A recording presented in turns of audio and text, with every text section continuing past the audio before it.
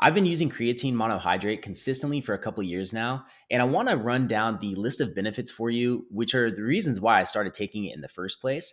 And I want to tell you also what the main argument is in cycling because it's kind of a taboo supplement for a lot of reasons, and one in particular, which we are going to get to. But let's start with this list of health and performance benefits from creatine. Now, I'm not going to pretend to tell you that I've done the science on this. I'm literally regurgitating this from an article, but I chose this article on healthline.com simply because it wrote out everything that I was putting together myself, and it says it smoother than I could have. So, the 10 health and performance benefits of creatine. Now, creatine is a natural supplement often used to boost athletic performance. It may also boost brain function, fight certain neurological diseases, and accelerate muscle growth. So let's talk about what creatine is and why it helps muscle cells produce more energy. This is point number one. Creatine supplements increase your muscles' phosphocreatine stores. The phosphocreatine aids in the formation of adenosine triphosphate, often referred to as ATP, the key molecule your cells use for energy in all basic life functions. Now, to my understanding, it's your most short-term burst of energy, whether that's all-out strength or explosive power. You use ATP first, and it only lasts a short duration. But the reason you want to supplement with it is because you can exhaust those stores faster than they'll restore themselves. And you want to make sure that you get as much creatine into your system and ensure that you're actually getting the most from that energy source. Creatine is also effective in adding muscle mass, which is kind of one thing some cyclists will talk about. Like, I don't want to put on too much muscle, but you guys, these are not steroids. I think that's one thing that we should, a myth we should clear right off the bat. Creatine is not steroids.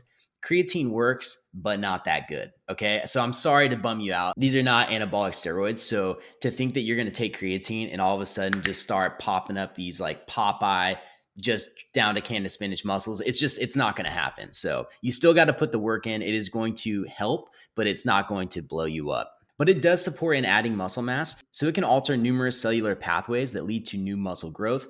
For example, it boosts the formation of proteins that create new muscle fibers. It can also raise levels of insulin-like growth factor, a hormone that promotes increases in muscle mass. But this leads us to the number one reason cyclists avoid creatine. It's that creatine supplements can increase the water content of your muscles. This is known as cell volumization and can quickly increase muscle size. So when people hear creatine supplements can increase water content, what do people think? Water retention. You retain more water, and that's more weight that you got to carry up some climb on the bike. Now, I'm not going to sit here and say that it's a myth because obviously it's not.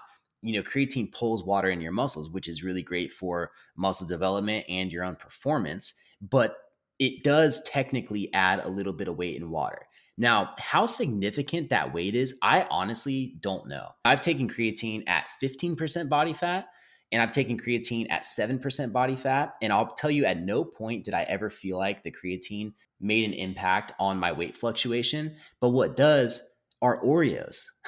What does is drinking alcohol and then having a giant bowl of cereal before I go to bed. You know what I mean? Like it's the reality of these things people don't talk about, and they'll point blame at something like creatine, be like, I can't take that because of water weight. But yeah, pass me another beer and another thing of pasta, and I'm just gonna, eat way too many calories and retain water that way and be all bloated. And that's not the problem though. It's the problem's creatine.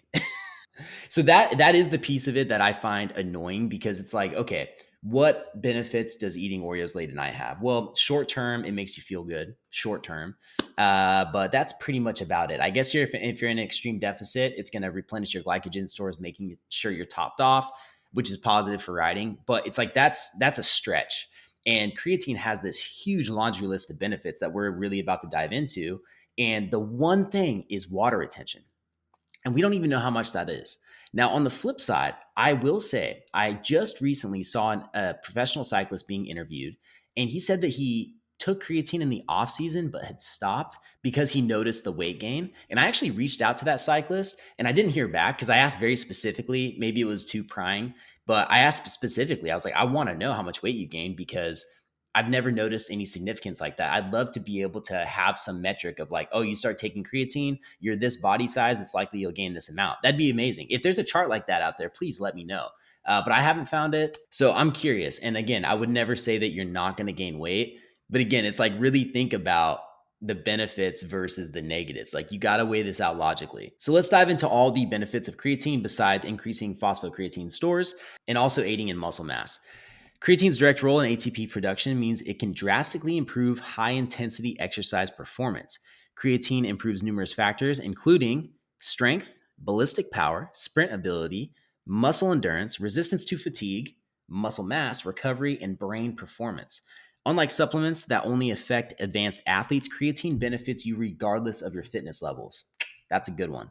One review found that it improves high intensity exercise performance by up to 15%. That's a lot. And I'm sure as the fitter that you are, the smaller that percentage goes. I mean, that would be my idea of it. But I think regardless, it's significant that they've noticed effects across the board, no matter your fitness level. And then it affects such a wide variety of your performance in a positive way. And let's quickly go over some of the health and wellness benefits they're finding, like its ability to help with Parkinson's disease. And I'm going to read you this quick excerpt to give you some context. It says, Parkinson's disease is characterized by reduced levels of dopamine, a key neurotransmitter in your brain. The large reduction in dopamine levels causes brain cell death and several serious symptoms, including tremors, loss of muscle function, and speech impairments. Creatine has been linked to beneficial effects in mice. Should probably point that one out.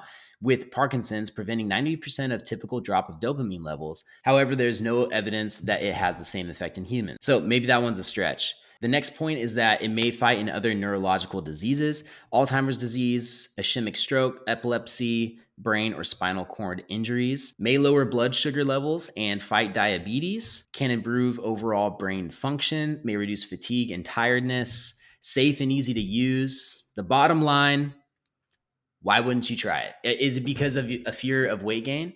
If that's the case, I think you have to be the 1% of the 1% in regards to your body fat levels and athletic performance for you to really care about that. Kind of like that pro cyclist I'm talking about. So I think that's the only reason not to. And what I would say that's really typical advice for you actually using creatine at this time is to just take 5 grams a day. It takes longer for it to load into your system. It can take, from what I've seen, up to a month, maybe even a little bit more, maybe even a little bit less. But that's opposed to loading it in your system, taking like 30 grams a day for a week. And even then, they didn't notice huge side effects other than the water retention and some gut distress on people. But if you're concerned about this, you can start with 3 grams a day. Again, it's going to take longer to get into your system. And I'll tell you, I'm not perfect about taking it every single day. I probably on average take it 5 to 6 days per week. That's kind of how I am with all of my vitamins and supplements, to be honest. But overall, I'd encourage you to just take it regularly because it's more about saturation than even timing, because you taking it right before a session doesn't mean it's necessarily going to be in your system. So just take it as a regular part of your supplement routine, and that's likely going to be ideal over the long term. Now, lastly, again, I really have no interest in pushing this on you other than the fact that I do want what's best for you. And my goal is to improve your optimal performance long term. I know it can be somewhat of an investment. Obviously, you have to purchase the item, but it is one of the cheapest supplements out there on the market. And it's literally a flavorless powder. So you can just dry scoop it. You can throw it in a smoothie. I throw it in overnight oats. Any way that you want to get it in is totally fine. And if you do decide to start taking creatine, I'll tell you that within that month window, I'd be shocked if you didn't have a couple sessions where you're lifting weight and you feel really strong, or maybe you're feeling just a little more overall energy in your session. That is something that I experienced about a month after I started taking creatine regularly. And to be honest, after that, it's kind of just tapered off. And I've even heard this with steroids. It's like you get this crazy boost and then you kind of level out a little bit. And again, it's not steroids, but I use that as an example because even with these extreme drugs, it's not like you have this just never ending, never stopping gain. It's going to start leveling out at some point. So that's what I would really keep in mind is that you take the supplement, you reestablish a fitter baseline into where you're at now, and you maintain or you grow from there. But you're talking about that 1% gain and maybe even less for a super, super high performer. But again, maybe even more. Might as well try it and find out. Thanks for watching this video. Please make sure that you are subscribed to the channel and also drop this thing a thumbs up. And you can let me know in the comments below what you want me to discuss next. And if you want strength training programs specifically to support your cycling and your general health and well-being, go to dialedhealth.com. You can start with a 7-day free trial. You can also check out the link that I have to Bare Performance Nutrition, which again, I don't care if you go and buy creatine really, besides wanting the best for you, but it is a very trusted supplement brand. They actually test all of their products through a third party called Informed Sport to make sure that it doesn't include any banned substances. So if you want something you can trust, go and check it out. I'm very proud to be an athlete for Bear Performance Nutrition. And don't forget, you can listen to the Dialed Health podcast where I posted the audio clip from today's video, along with some more behind the scenes insights if you like the real details of what's going on with the business and the community and all those things. Now, until next time, start moving forward.